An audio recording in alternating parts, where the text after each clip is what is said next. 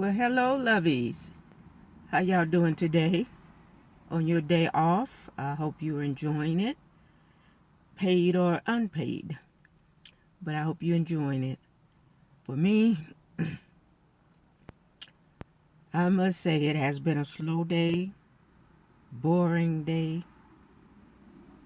The places where I usually hang out at is closed today, so I wasn't able to do what I usually do to pass my time and keep myself busy. So I did get on the road and on the highway, I should say, and traveled about 9 miles to go to the different side of the city, and hung out there for a little bit and got bored over there and drove back to where I usually hang out at. So I'm just waiting on that check so I can get paid, and I'm ready to go. I'm ready to go somewhere, and talking about going somewhere and traveling. I have a story I want to share with y'all. It's a story that happened about 2010 or a little before. I had a dream one night around that time, and in that dream, I saw a vehicle on the side of the road, like it may have been a truck, a van, or something, and there was somebody laying on the ground on the side of the road, just laying there. And all of a sudden, they got up and started walking. And when you dream, you can sense if if that dream is about you. So in my dream, I felt that it was me, and I thought because I don't know, I like to travel or something, and I thought maybe my dream was trying to tell me something. Don't travel. So I was kind of skeptical about that, and I questioned that dream and asking God, because sometimes when I have a dream and I don't understand it, I question God and to tell me what that dream means. So one day, I questioned God, and I guess God got tired of me asking that question, and asked me a question. Uh, because now let me go back, because I had gotten a job. I was in the library, and I was searching through the on the internet for employment, and so I came across this ad that was looking for drivers to drive across the United States. You know, uh, Free. Just paid for. And so I said, let me look into this. So I looked into it. I put in an application. I got hired. My training began in Tempe, Arizona. And my first job that I was delivering a vehicle to, it was a brand new black Cadillac SUV. And I got this job traveling, and I'm beginning to think, oh my God, God, you put me in this job just to tell me that my dream is going to happen. I'm going to die on the road. I said, is that what you're trying to tell me, God? So God got tired of me. God told me, he said, you got up from that rope, that ground, didn't you? And walked away, didn't you? And I said, yeah, I did walk away. He said, then you didn't die. I said, okay, God, okay, you got me, you got me, you got me.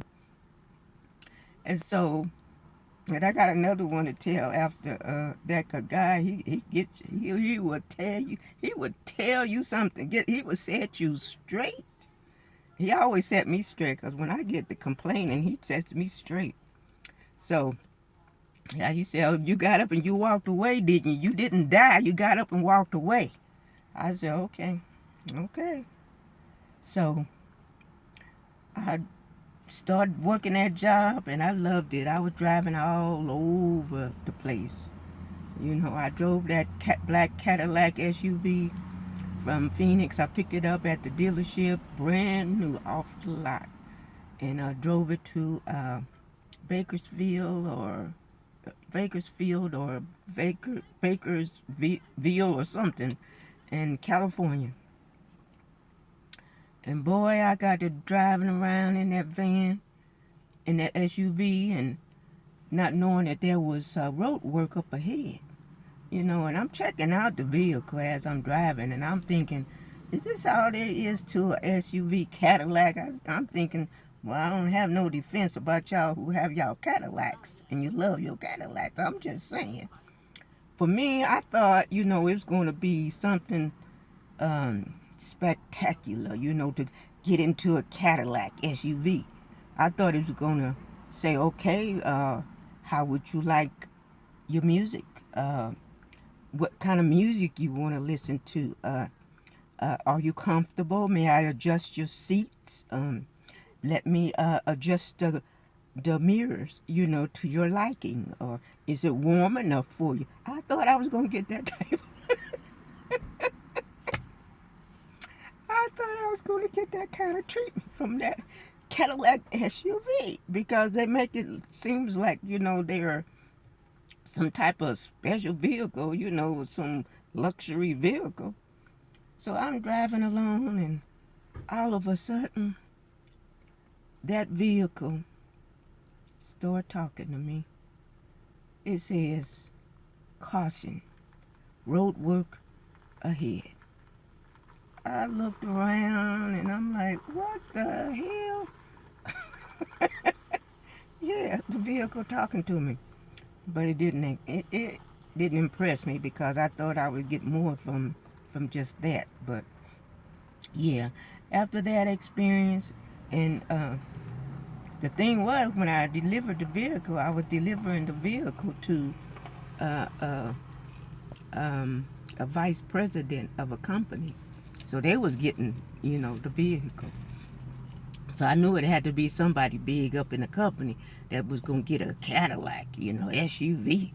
So yeah, that's what was happening. So I dropped that off, went and got well, I already had my hotel room paid for by the company, which I love. Ooh, I love that, boy. Uh, gas, everything. The only thing I had to pay for out of my pocket was what I was going to eat that day. And that was it. And they paid half of that, you know, but they didn't pay for. I paid the rest of it. So that was the best thing. So I went to my hotel room, and then the next morning, I went to the motel room. I think, no, I went to get my rental car, went to my hotel room, slept, drove out of there, going to pick up my next vehicle, which I think brought me back to Arizona. Picked up a vehicle from Arizona. Honey, I was in Colorado, Utah, Nevada, California. I was in and out of California to what is that? What is that city in it's a something beach. Long Beach. I was in and out of Long Beach, California, and Las Vegas. You know, it was beginning to feel like my homes. You know, so I was way up in Idaho, Montana, Oregon, Washington. That's another one. I was always up there in Washington. Boy, so drove across one part of the United States to the other, from Idaho or Utah or Washington, I think it was Washington, all the way to Philadelphia, delivering another car, picking up a car. And so by having um, that job, I got used to driving on the road and being and living on the road. And so that dream was God's way of telling me that that was going to be my life. And here I am on the road, living on the road. So if any of you ever had a question as to why she want to live on the road and live in her vehicle instead of getting a place to live in like regular people do, I'm not a regular person. And when God tells you something, listen. Because I wasn't happy. I had a nice place before I went to Africa. I was up on the 4th floor. It was an elevator. It was it was for senior citizens, 55 up. 1 bedroom, big, beautiful, roomy, lot of room. I loved the windows, the spaciness of it, but I wasn't happy there. I wasn't happy there at all.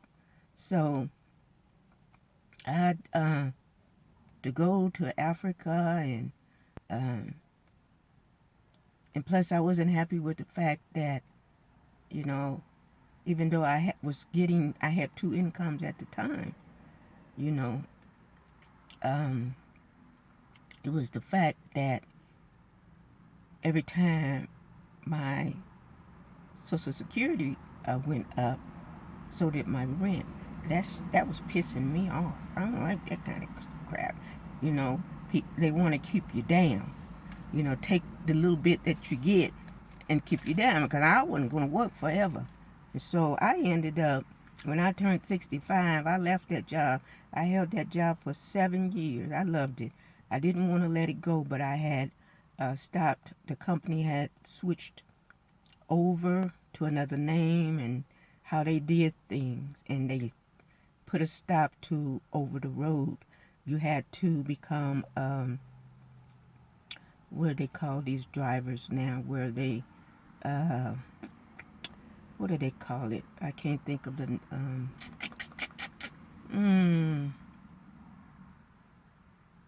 I had it came, but it went away. Oh gosh.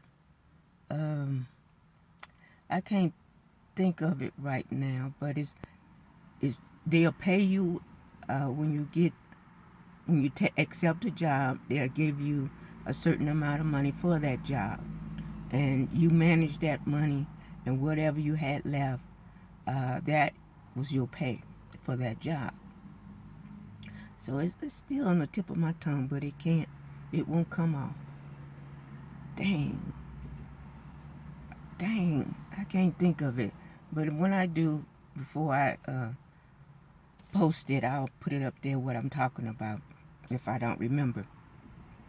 But yeah, the company, so I didn't want to go that route. The guy at the time, one of my bosses, asked me if I wanted to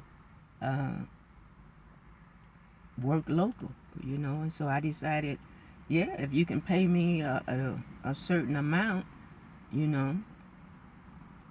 to sustain me, that it won't, hurt me financially, I say, yeah, I'll work locally.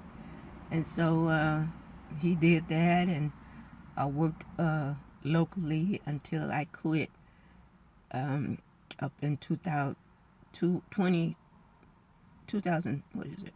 2020 is when I quit. And at 65, and that's when I left and went to Africa. I didn't think I was coming back. Sure wasn't thinking I was coming back. Sure thought I was going to go to Africa and I was going to live in Africa. And, man, but that's my story that I wanted to tell y'all about my dream being on the road and thinking that the Lord was trying to tell me that if I go out on the road, I was going to die. But what the Lord was trying to tell me, you're not going to die. That's what you're going to do. You're going to live on the road. And so that's going to be your life. And so that's something that I had to accept. And once I got used to doing that job and loved traveling and doing what I did, then I accepted it, and that's where I am to this day. So, would I want to live in a house? Yeah, if I didn't have to deal with this up and down. Had a house before, sold it, but I'm mad. I get mad at that bull crap too. Every year your mortgage rate going up, and I, I don't like that. We ain't supposed to be paying no rent and all of that kind of stuff anyway. Um, so that kind of stuff made me mad. Do I want to live in a house? Yeah, if I can get a house, pay for a house, build a house or whatever, and afford it and pay for it, yeah, I don't mind living in the house, you know, apartment either. But that stuff I'm telling you, I can't deal with it. This going up, that going up. Soon as you get some money, this going, you don't seem like you can get anywhere. So I'm not putting anybody down. I lived that life too. So I'm just saying how it affected me and how I don't want to deal with it. I want to my money, and I want to spend my money the way I want to spend it. Not because I got some money you want to take it from and that kind of crap. Uh-uh. I don't like that. But anyway, here's my other story I want to tell you. I said that God will get you. He gets me every time I get to complaining. Oh, God will get on me. He sets me straight in a minute. You hear me? Okay, this one job when I lived in Ohio, I was working for this textile company, where it's a laundromat where they clean and laundry and stuff for hospitals and nursing homes and doctors' offices and restaurants and whatnot. And I was one of their top employees, boy. They loved me. They loved my work. But the pay wasn't all that great. And it was a struggle, even though I was still able to save because, like I said, I'm not a spender. I'm only going to buy if I need to. If I need it, I ain't going to get it. I mean, if I need it, I'll get it. If I don't need it, I can do without it. That's just how I am. When I did have my home, when I did have my apartment, whatever was in my home or in my apartment, if it didn't serve a purpose for me, it was gone. Because everything that I had to serve a purpose to be there. If it had no purpose, it had no business being there as far as I was concerned. I mean, if you was decorative vase on the table or in the corner of the room or something, you served a purpose for me. You beautified my room, that space. But that's what I mean by that. But anyway, I worked for this textile company.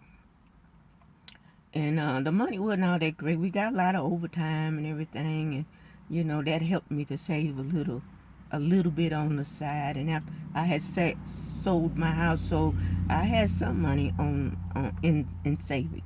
So it wasn't like I was struggling. I was struggling at the sense where I didn't want to dip into my savings. I was struggling to just live off of my paycheck. And that was a struggle because I didn't make that much. So I got to complaining one day. I go walking in the break room, complaining about can't even afford to get a soda. Lord God, I can't even afford to even get a soda or this and that. God got so sick and tired of me. He said to me, you know what, Evelyn, you don't need a soda.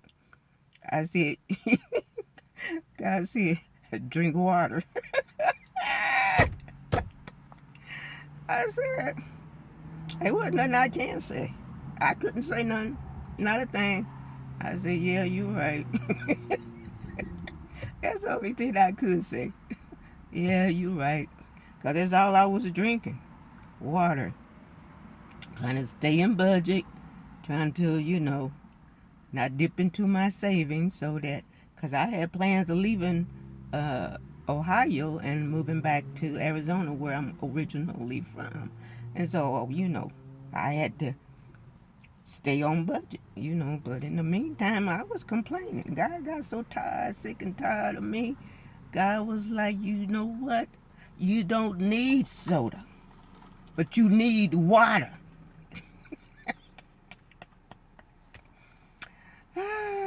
Y'all, I'm telling you, life is something. So that was my two stories for today. Uh, I hope you enjoyed them. And if I have any more, I will share those with you too, because I think I have more to tell. Because, like I said, I used to complain to God so much. God would always set me straight. But all right, you guys, enjoy the rest of your day. All right, bye bye, and be good, okay? All right.